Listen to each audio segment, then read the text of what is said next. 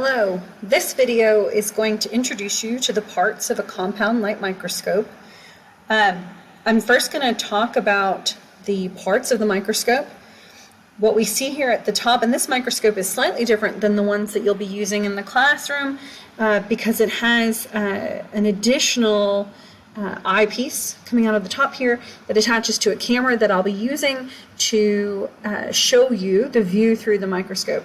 But what you'll look through are a set of ocular lenses that have a 10x magnification power.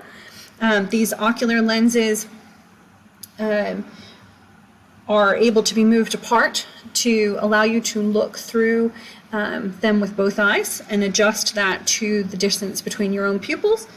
You'll see that the ocular lenses, these eyepieces, are connected to this rotating nose piece, which sits above a stage.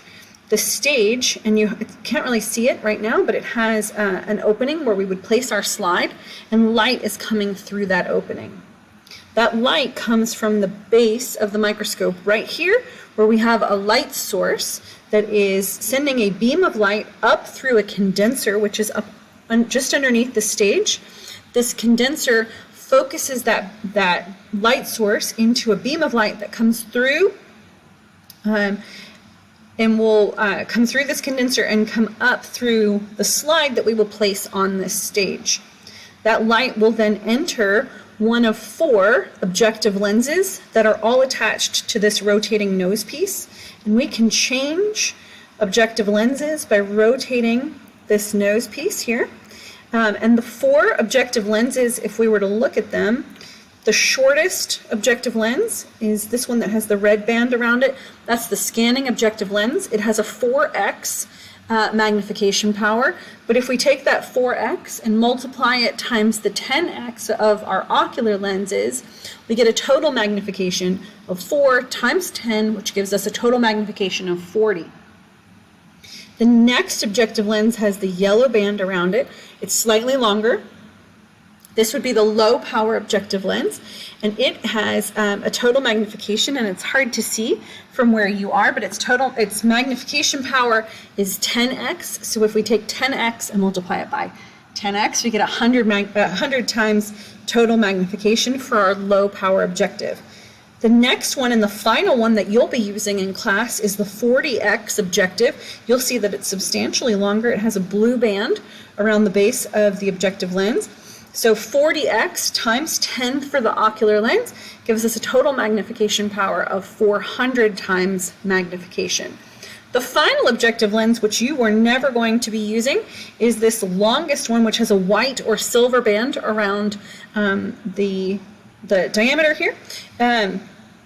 This is the oil immersion lens, and you would need to submerge, place a drop of oil on the top of your slide and submerge the very base of that lens in that drop of oil, and we're not going to be using that 100x lens at all. But the total magnification here would be 100x times 10, or 1,000 times total magnification. So again, the lowest power here, red, is the scanning objective. Then we have yellow, which is low power, and blue is high power. So high power is 400 times total mag, yellow is 100 times total magnification, and red, scanning, is 40 times total magnification. When we begin and complete our microscope work, we should always have the scanning objective lens in place because it gives us the largest working distance between the stage and the bottom of the microscope objective. We always want to store a microscope with the stage in the lowest position, and the way that you would ensure that is to turn this large knob towards you, which would bring the stage all the way down. Once we have the stage all the way down and the scanning or 4x objective in place, we will take our microscope slide. We are going to use our finger here to open the mechanical stage clips, place our slide onto the stage, and that clip will come back into place. It's spring-loaded, and it will hold your slide in place. Your slide should not sit on top of the mechanical stage clips. It should be held in place by those clips. One thing that you can't see is on the far side of this microscope. If you were to look on the right-hand side of the microscope, you'll see a series of knobs. These knobs move our mechanical stage side to side and front to back so that we can change the positioning of our specimen immediately over that light. So I knew when we first started that my specimen, which is a piece of paper with a newsprint of the letter E, is not on top of the light. And if the letter E is not on top of the light, we're not going to examine the letter E. It's not going to come, the light information will not come through the objective lens. So in order to actually view that letter E, we have to bring it into the center of that light, and you'll see as I move the stage, you'll see that the view that you're seeing on the microscope just changed. So now I have the letter E in the center of my light, and what I'm going to do is take the coarse adjustment knob, which is this bigger knob here, and I'm going to turn it away from me, and you'll notice, look how the stage is moving up as we move it away from me. I'm going to move this until the image that I see through the microscope begins to come into focus. So now it's starting to get a little more focused. I'm going to slightly adjust to bring it into the center of my view. I'm going to focus more with the coarse adjustment, and again I'm using this large knob here. I'm going to keep moving it until it comes into focus. And we can see that right now it's slightly out of focus.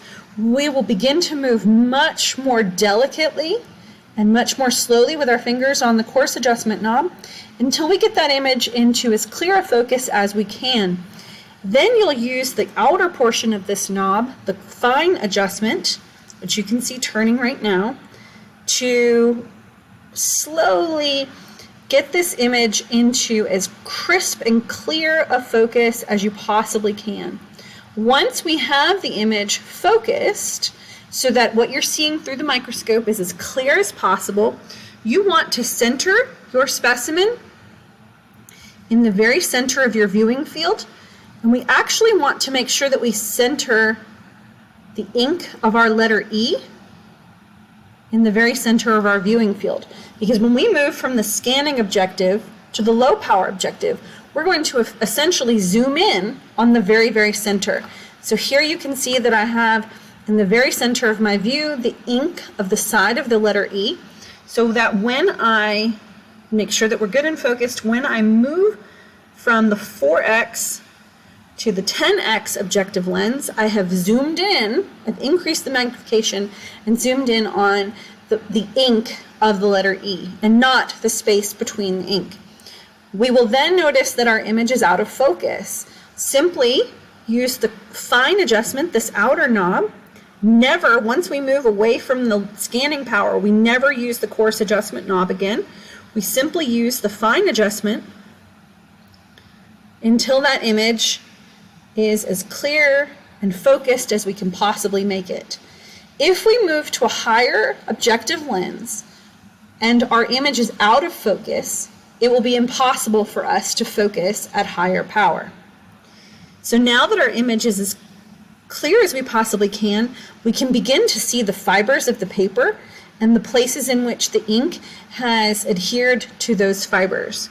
We can then turn our rotating nose piece, and notice how I did not grab onto the objective lens themselves. We turn using the rotating nose piece, and I've placed the highest power objective lens in place. This is the 40x objective lens, and this gives me a total magnification of 400 times.